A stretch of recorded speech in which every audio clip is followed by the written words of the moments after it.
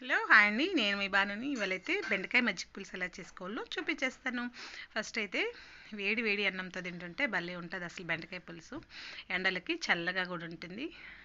అలా రోజు మజ్జిగ అన్నమే తినలేము అనిపిస్తే ఇలా అప్పుడప్పుడు ట్రై చేయండి.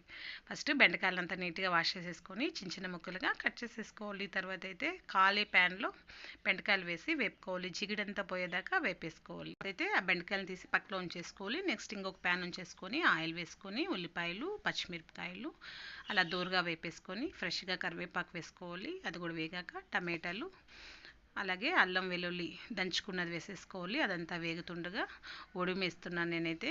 ఒడిమేస్తే టేస్ట్ బాగుంటుందని చెప్పి కొద్దిగా పసుపు కొద్దిగా ఉప్పు వేసేసి బెండకాయలు వేసేసి బాగా వేపేసుకోవాలి. ఆల్రెడీ ఫస్టే వేగాయి కదా బెండకాయలు, ఇప్పుడు కొంతసేపు వేపితే సరిపోతుంది. పైన కొద్దిగా ధనియాల పొడి చల్లేసుకోవాలి.